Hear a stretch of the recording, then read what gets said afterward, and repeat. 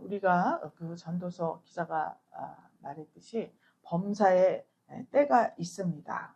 우리의 때가 다 된 것, 혹은 우리의 때가 시작된 것, 이러한 것들을 잘 깨닫는 것이 우리 인생의 가장 현명한 지혜라고 그렇게 볼 수가 있습니다. 오늘 이 다윗이 영원한 영광과 권세를 누릴 것만 같았습니다. 그렇지만 다윗의 영광도 이제는 물려줄 때가 되었습니다. 다윗 생전에 소원을 했지만 이루지 못한 염원은 성전 건축이에요. 그래서 그 성전 건축 대신 건축 준비를 다 하고 있는 장면이 지난주 22장에 나와 있었습니다. 건축 준비를 어느 정도 다 마쳤습니다. 그랬더니 우리 1절에 나오듯이 다윗이 나이 많아 늙음에 이렇게 기록이 되어 있습니다. 다윗이 나이가 들었으니 솔로몬으로 이스라엘 왕을 삼고 그래요. 솔로몬과 방백들을 다 불러 모았습니다. 그리고 자기가 죽은 후에 여호와의 전을 힘써서 건축할 것을 권고합니다. 그래서 솔로몬을 왕으로 이렇게 세우게 돼요. 왕이 쓴 게 다윗이 솔로몬에게 준 거, 여기에서는 별다른 내용이 없지만 열왕기 상하에 보면 이 왕위가 솔로몬으로 어차피 정해져 있습니다. 하나님께서도 다윗의 후계자는 솔로몬이라고 누차에 걸쳐서 말씀을 하셨어요.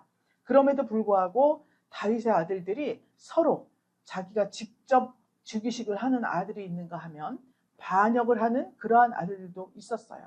복잡한 사정이 있었지만 결국은 하나님의 약속대로 솔로몬에게 그렇게 왕위를 승계하게 되었습니다. 그러면 이 솔로몬이 왕위를 승계하는 것에 대해서 우리가 받을 교훈이 뭐냐? 오늘 받을 교훈이 뭐냐? 제목이 새로운 시작을 위하여 이렇게 제목을 정했습니다. 이제 다윗의 시대가 끝나고 솔로몬의 시대가 와요. 그런데 그것을 위해서 물러날 다윗과 또 이어받을 솔로몬이 하는 일, 이것에 대해서 지금 여기 나와 있어요. 제일 첫 번째로 보니까 때가 있습니다. 나이 많아 늙었다. 늙은 때를 맞이하게 됐어요. 다윗이. 전도서 3장 1절 2절에 보면 솔로몬이 이렇게 기록을 해놓았어요. 천하의 범사가 기한이 있고 모든 목적이 이룰 때가 있나니 날 때가 있고 죽을 때가 있으며 심을 때가 있고 심은 것을 뽑을 때가 있으며 이렇게 노래를 지어 놓았습니다. 솔로몬이 이렇게 왜 때를 강조했는가? 솔로몬의 일생에 대해서 나온 것은 없어요. 그렇죠? 이제 왕위를 즉위할 때 나타납니다. 솔로몬 자신이. 이 때를 왜 강조했는가? 아무 공로가 없어요. 조용히 있었습니다. 그런데 공로 없는 자기에게 성전 건축을 할 수 있는 기회를 주시는 거예요. 하나님께서. 그래서 그 섭리를 깨닫고 보니까 정말 감개가 무량하겠죠? 그 혁혁한 공을 세운 다윗, 정말 이 세상에서 찾아볼 수 없는 하나님 마음에 합한 왕, 자기 아버지 다윗 왕, 그에게도 허락하지 않은 성전 건축을 자기에게 허락하는 거예요. 하나님께서 이 기회를 주는 거예요. 그러니까 하나님의 섭리는 사람에게 있는 것이 아니라 때에 있구나. 그 때에 맞추어서 사람을 사용하시는 분이구나. 이걸 깨달았어요. 왜 그랬냐면 내가 자격증 되지 이렇게 하지 않았습니다. 이스라엘의 위대한 영도자가 있습니다. 출애굽시킨 모세가 있어요. 그 모세도 광야길을 40년을 갔어요. 그런데 가나안을 바로 앞에 이렇게 보니까 보이더라고요. 거기 가보니까 동상같이 이렇게 있는데 산에서 이렇게 보면 가나안이 이렇게 보여요. 근데 거기까지 갔는데 가나안 입성을 앞두고 여호수아에게 승계합니다. 이제 앞으로는 네가 인도해야 돼. 이를 여호수아에게 넘겨요. 왜 그랬습니까? 하나님의 뜻이 여호수아가 백성들을 인도해서 가나안으로 들어가는 것이었거든요. 그러니까 하나님의 뜻을 쫓아서 그냥 담담하게 그렇게 승계를 했습니다.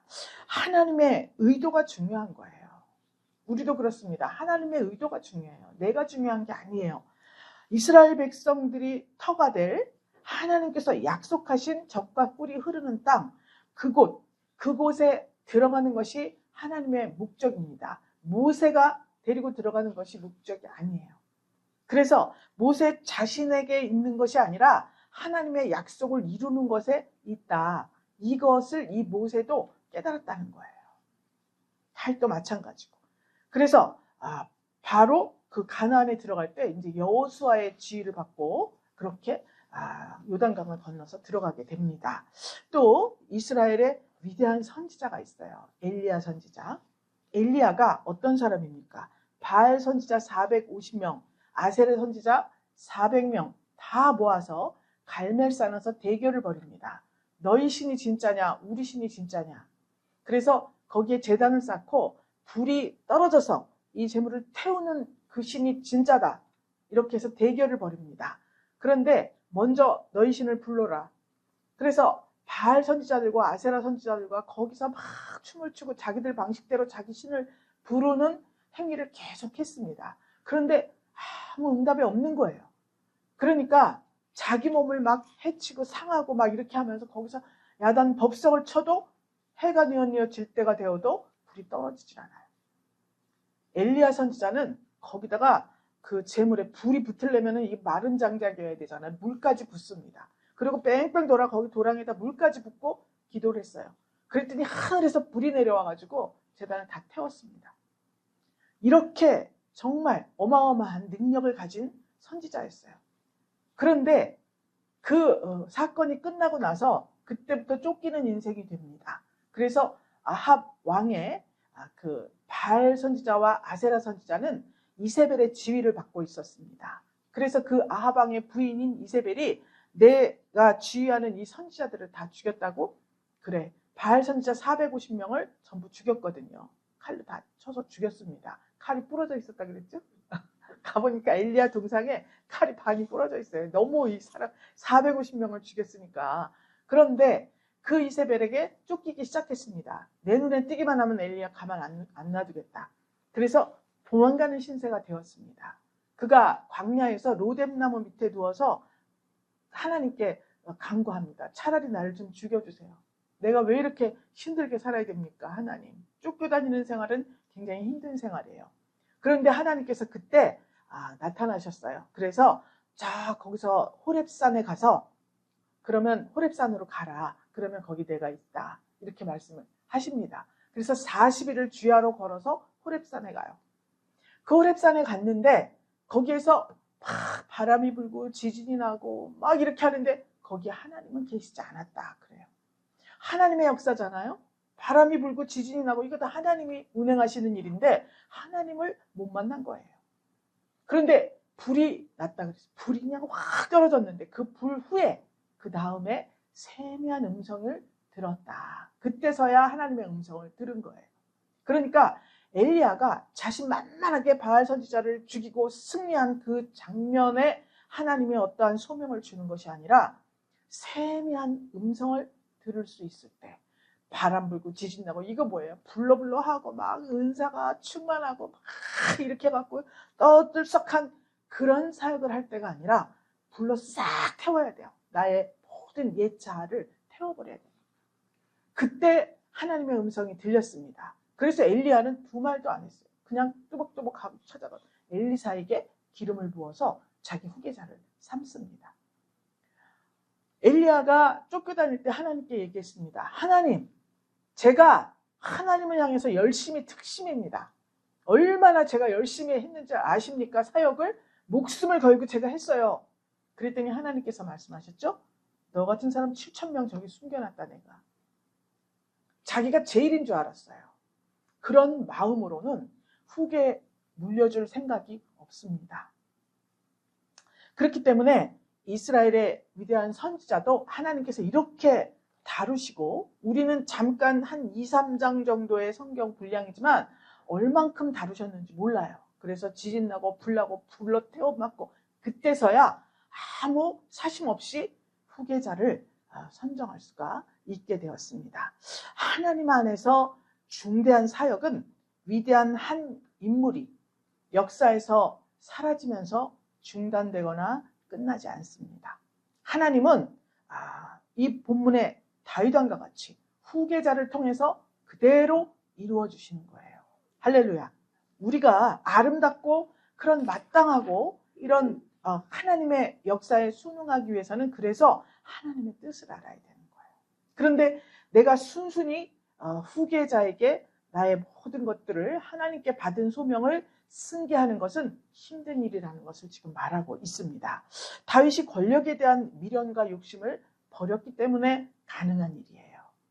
사람이 육체가 노쇠하게 되면서 마음의 욕심이 사라지고 우리 생에 대한 집착이 젊은이들보다 감소한다고 합니다. 그런데 이것이 굉장히 자연스러운 현상인데 반면에 늙을수록 권력에 대한 집착이 더 강성해지고 삶에 대한 미련이 많아져서 그의 결국이 추한 모습으로 남게 되는 이러한 경우가 허다합니다. 그러나 이 다윗은 미련 없이 그 아들 솔로몬에게 왕위를 물려주었습니다. 적당한 때 마땅한 인물에게 물려주라고 말씀하고 있는 거예요. 왜 그렇습니까? 그래야 새로운 시작이 열려지는 거예요. 한 시대가 가고 새 시대가 열리는 것입니다. 그러면 여러분 뭐 물려줄래나? 누구를? 목사님이 65세인데 누구를 물려줄래나? 지금 조금 더 있어야 되고요. 조금 더 해야 되고요. 우리가 지금 이 분이엘 교회로서 생각할 때에는 내가 다윗의 모습이 있고 또 이제 솔로몬이 하는 일, 그러면 솔로몬의 시대가 나에게 온다는 것을 말씀하고 있습니다.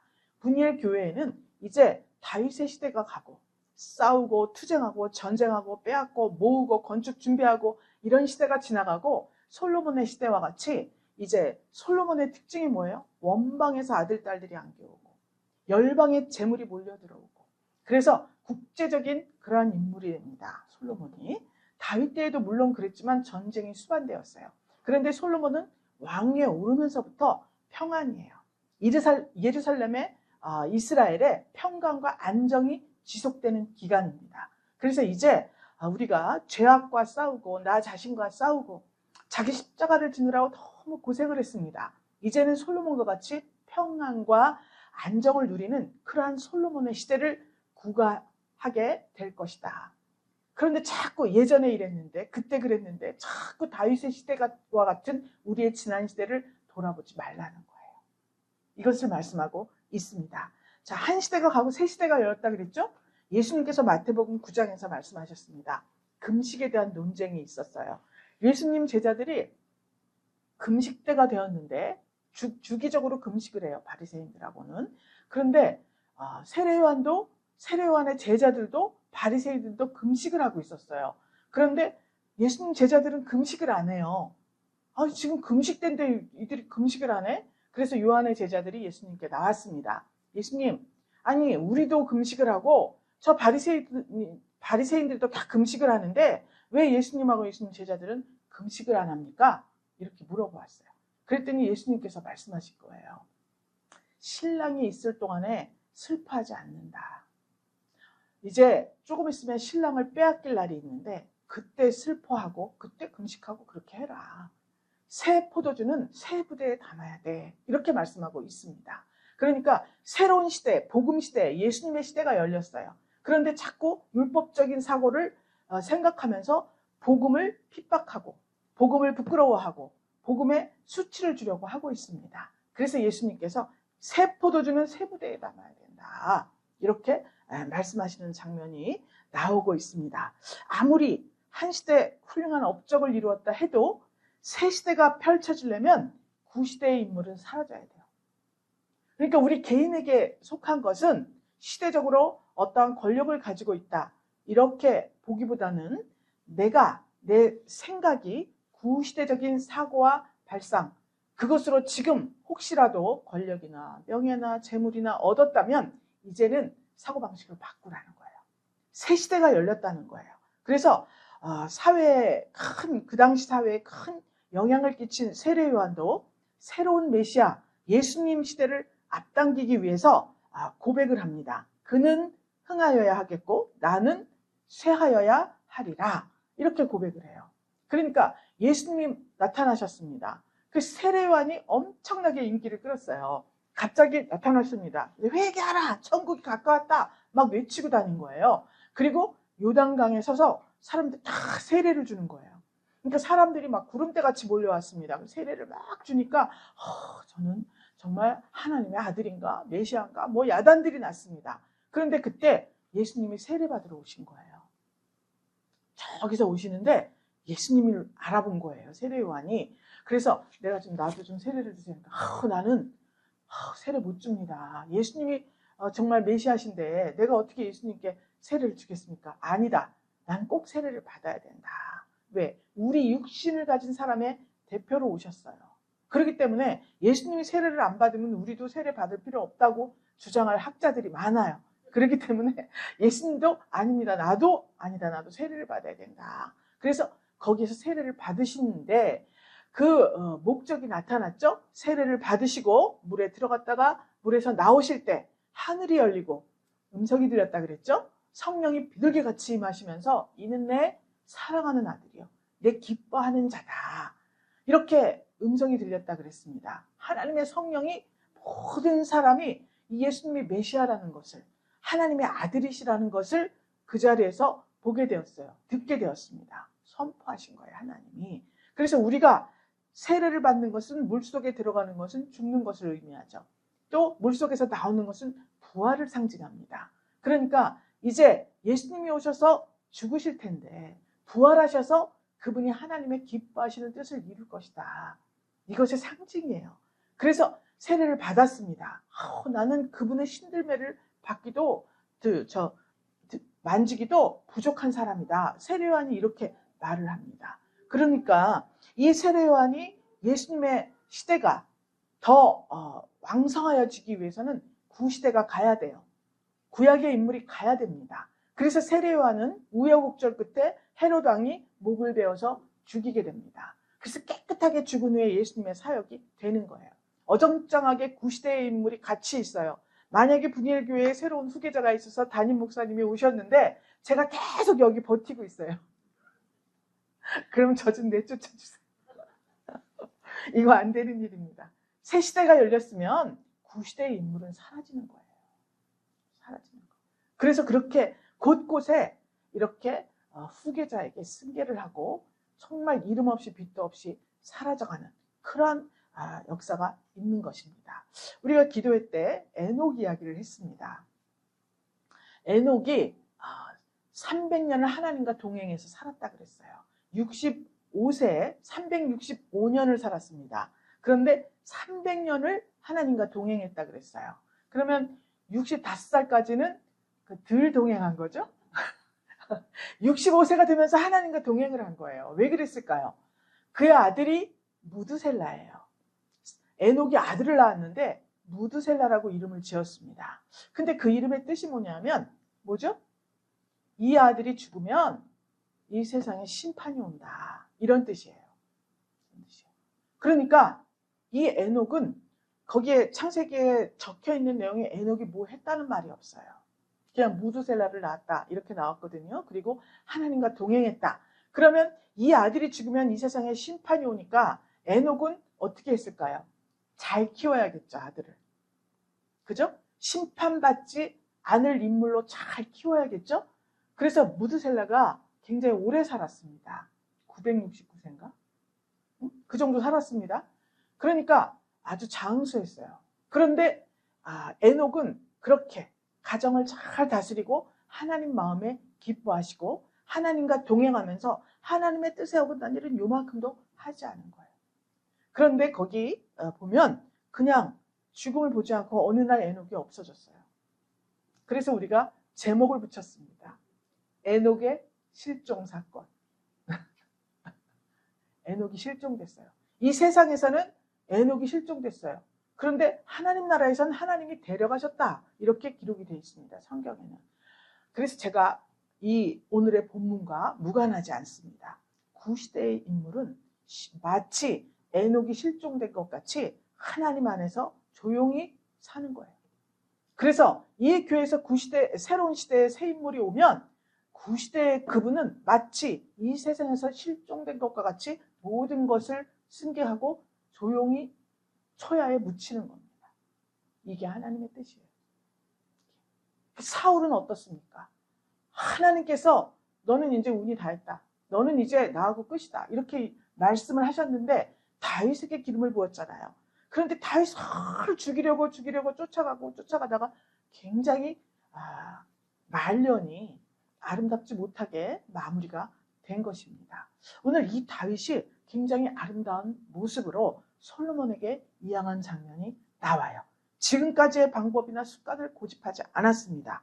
본질을 훼손하지 않는 상태에서 새로운 방법이나 다양한 방식을 우리가 수용할 수 있어야 돼요.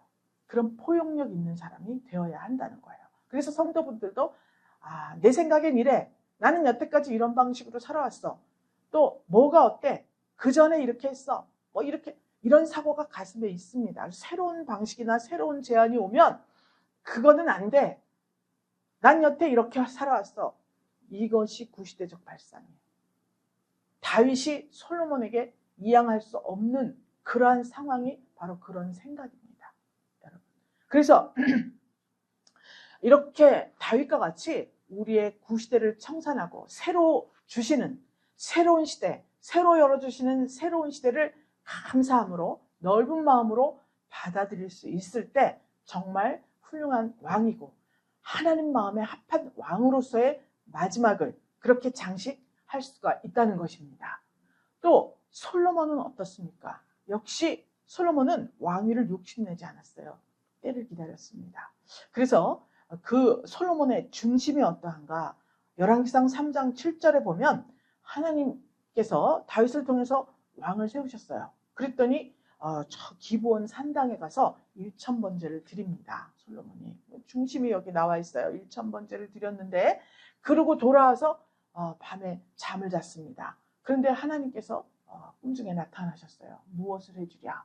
이렇게 솔로몬에게 말씀을 하시니까 솔로몬이 나의 하나님 여호와여 주께서 주의 종으로 종의 아비 다윗을 대신하여 왕이 되게 하셨사오나 종은 작은 아이라 출입을 알지 못합니다. 이렇게 고백을 해요.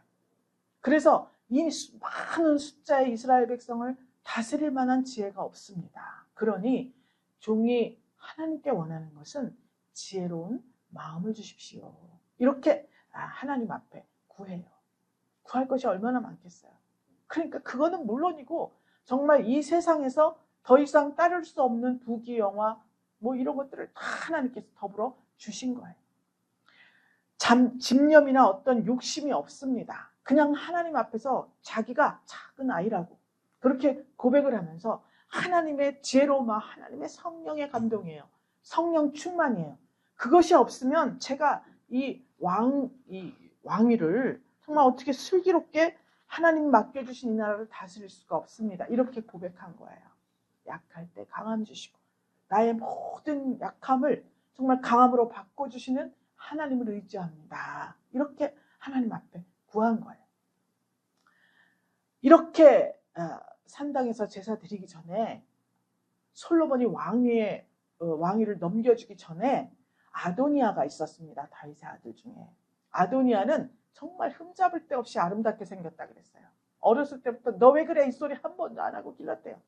외모도 너무 아름답고 그래서 이스라엘 백성들도 아도니아를 정말 너무 좋아했다 그럽니다. 그러니까 이 아도니아가 하나님은 솔로몬을 후계로 생각하고 있는데 자기가 아버지가 자기를 왕위로 한 번도 네가 왕이 될 거야 말해준 적이 없습니다. 자기가 저쪽에 가가지고요 이스라엘 백성들을 다 모이라 그래서 스스로 즉위식을 열어요. 소 잡고 양 잡고.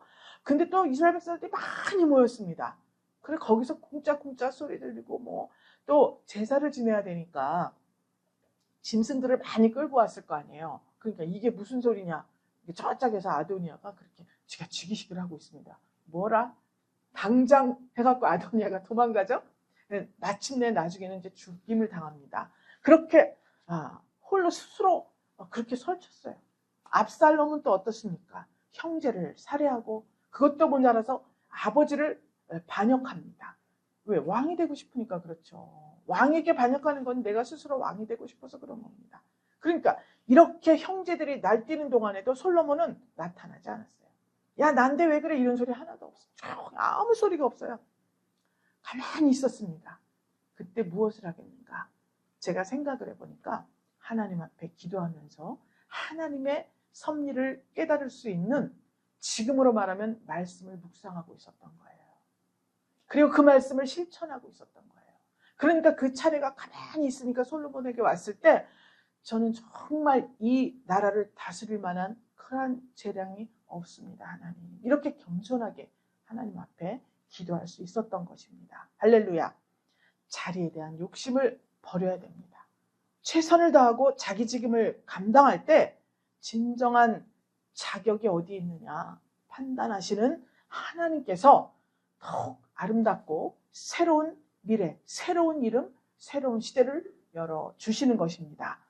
이렇게 후계자를 세우고 솔로몬이 왕으로 등극을 하게 됐어요. 새로운 지도자가 등장을 했죠. 2절부터 보면 레위 사람이 30세 이상으로 계수됐다. 그런데 38,000명이다. 이렇게 되어 있습니다. 자, 새로운 지도자가 등장을 했기 때문에 새로운 조직과 새로운 사람들이 필요합니다. 사울 시대의 사람들을 전부 제하고 다윗 시대의 새로운 다윗의 일꾼들, 용사들로 채웠습니다. 이제 다윗의 시대가 지나가고 솔로몬의 시대가 다가올 거예요. 그러니까 다윗은 친히 자기가 이렇게 새로운 조직과 통치 체제를 만들어주고 있습니다. 성전을 건축하면 이렇게 조직을 갖추어야 한다. 그래서 이것을 지금 다 조직을 정비하고 있습니다. 이 일까지도 했어요, 다윗이. 가장 중요한 일이 성전 건축이기 때문에 그렇습니다. 그러면 새로운 그 시대가 열리고 새로운 지도자가 등극을 하면 정치적이나 군사적인 체계를 먼저 갖추려고 하는 것이 상식입니다. 그런데 이 새 시대를 열어주시는 목적이 성전 건축이에요. 하나님 안에서. 그래서 성전이 건축이 돼서 성전을 중심으로 군사적이나 정치적이나 외교적이나 모든 일들이 이루어져야 하기 때문에, 즉 다시 말하면 다윗 왕국은 신정국가입니다. 하나님의 말씀과 하나님의 통치를 받는 나라예요. 그래서 가장 중요한 것이 성전 건축이 되는 것입니다. 그리고 그 성전을 건축해 놓고 그 성전을 섬길 수 있는 제사장 또 레위 사람들, 이 제도가, 종교적인 제도가 먼저 잘 자리를 잡아야 다른 것들이 형통하게 되는 거예요. 그래서 먼저 이렇게 30세 이상 레위 사람 보니까 4절에 보니까 24,000명은 여호와의 전에서 사물을 보는 사람이라 그랬어요. 그 다음에 6,000명은 유사와 재판관, 4,000명은 문지기, 4,000명은 성가대, 이렇게 레위 사람 할 일. 그러니까 즉 다시 말하면 교회로 말하면 목회자들과 또 부목도 있고 또 이 사역자들이 있습니다.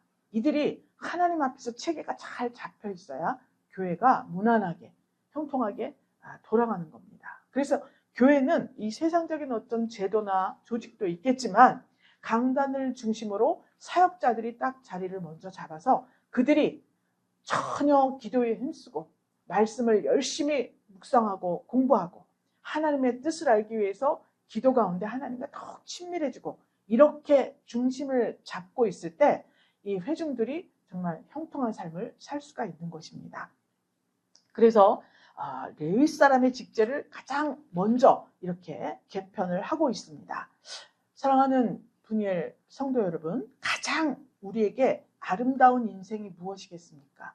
때를 따라 양식을 나누어 줄 자. 분이엘 교회의 목회자들은 때를 따라 양식을 나누어 줄 수 있는 그러한 자격을 갖추어야 한다는 것을 말씀하고 있습니다. 모든 교회가 다 그렇습니다. 때에 따라 양식을 나눠줄 자는 정말 주인의 즐거움에 참여하고 열 거울 치리할 그러한 권세를 주신다고 했어요. 그렇기 때문에 일할 기회가 있을 때 최선을 다해서 죽도록 충성해야 할 것입니다. 그래야 물러날 때가 돼도 아쉬움이 없습니다. 내가 그때 이것도 더 해야 되고 저것도 더 해야 되고 이 생각을 하면 물러날 수가 없습니다. 이것도 해야 되고 저것도 해야 되고. 그러나 그 순간, 한순간, 오늘 이 순간에 내가 하나님 앞에 충성을 다하고 최선을 다했다면 미련이 남질 않아요. 그래서 아쉬움 없이 아름다운 모습으로 물려주고 혹은 떠날 수가 있는 것입니다. 시편 90편에 이런 말씀이 있습니다. 주여, 주는 대대에 우리의 거처가 되셨나이다. 산이 생기기 전에 땅과 세계도 주께서 조성하시기 전 곧 영원부터 영원까지 주는 하나님이시니이다.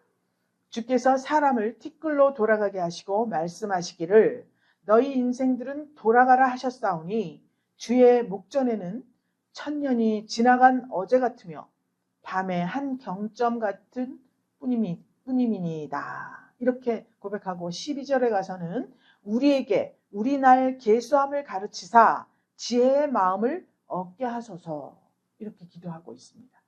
우리에게 우리의 날을 계수함을 가르쳐달라고 이렇게 말하고 있어요. 그래서 지혜의 마음을 얻게 하소서, 즉 내 때가 언제인지, 나 개인의 어떠한 일에 대해서 내가 지금 무엇을 할 때인지, 또 어느 자리에 있어야 할 때인지 이것을 잘 깨달을 수 있는 지혜로운 마음을 주세요. 이렇게 기도했다는 거예요. 가장 현명한 기도입니다. 피조물 가운데 영원한 것은 없어요. 다 티끌로 돌아가라고 말씀하셨다고 그렇게 고백을 하고 있습니다. 이 세상을 지배하던 제국들도 때가 되면 흔적도 없이 혹은 흔적만 남기고 그렇게 사라져가고 있습니다. 시대를 호령하던 권문 세가들, 또 유명한 인물들 전부 때가 되면 사라져버리고 맙니다. 오직 하나님의 나라와 그 영광만이 영원한 것입니다. 이 땅에서 하나님께 영광을 누렸습니다. 우리가 이 장차 천국에 가서 하나님과 영생 복락을 누릴 때 그 영광이 그대로 빛나는 거예요. 그 증거가 뭡니까? 멸류관을 준다 그랬어요. 그렇기 때문에 아무리 이 세상에서 영광을 누리고 무언가를 하고 업적이 있고 공을 세우고 해도 이 세상이 끝나면 끝나는 겁니다. 그렇지만 하나님의 세계, 이제 다윗의 시대가 가고 솔로몬 시대가 열려집니다. 다윗의 하나님께 영광 돌린 것, 다윗이 받은 왕으로서의 영광, 이 모든 것들은 하나님 나라에서 빛나는 거예요. 그렇기 때문에 새로운 인물이 등장한다 해도, 내가 물려준다 해도 전혀 아쉬움이 없습니다. 영원한 그 나라에 그대로 지금의 이 영광을 가지고 갈 수 있기 때문에 그렇습니다. 이제 하나님께서 주시는 기회들을 우리가 감사함으로 받아서 적절한 때 아름다운 모습으로 새로운 체제에 겸손하고 두려운 마음으로 그렇게 적응해야 할 것입니다. 다윗이 솔로몬으로 승계되는 새로운 시대 준비하고 있습니다. 우리도 이 10월 한 달 동안에 하나님 안에서 준비되고 계획된 우리의 모든 것들을 최종 점검하고 이제 분이엘교회의 도약을 준비하는 10월이다. 그때가 되었다. 이것을 가슴에 새기시기를 바랍니다. 분이엘교회가 도약하기 위해서는 성도 한 분 한 분 개인의 어떠한 일정, 또 각 가정들의 일정, 직장이나 사업장, 이것을 위해서 세운 모든 계획들, 이것들을 새롭게 이 다윗이 성전 건축을 준비하고 새로운 나라를 위해서 준비하는 것 같이 준비가 필요하다는 것이에요. 이 10월에 열심히 준비하고 점검하고 뼈대를 세우고 다윗과 같이 이렇게 새로운 시작을 위해서 열심히 준비하고 하나님의 지혜를 받아서 준비하고 또 준비해서 11월 18일 추수감사주일에는 정말 아름다운 열매를 주님 앞에 올려드리고 2025년에는 여러분들이 올해 2024년에 살던 그러한 모습이 아니라 완전히 새로운 모습으로 부활하셔서 하나님 앞에 영원한 영광을 드릴 수 있는 저와 여러분 되시기를 주 예수 그리스도의 이름으로 축복합니다. 하나님 감사드립니다. 이 세상에 영원한 것은 없는 줄 믿습니다. 그럼에도 불구하고 하나님의 나라와 그 영광을 구할 때 하나님께서 영원한 영광을 우리에게 주신다고 약속해 주시는 것을 믿습니다. 다윗이 솔로몬으로 승계되는 새로운 시대를 준비하는 것과 같이 사랑하는 우리의 분이엘 권속들이 이제 새로운 도약을 준비하는 10월이 되게 하시고 개인과 직장과 사업장 또 교회 위에 도약의 때가 충만히 임하여서 이 때를 놓치지 아니하고 하나님 주님 앞에 지혜로 준비하는 우리 분일 권속들이 다 되게 도와 주시옵소서. 축복하며 살아계신 예수 그리스도 이름으로 기도 올리옵나이다. 아멘.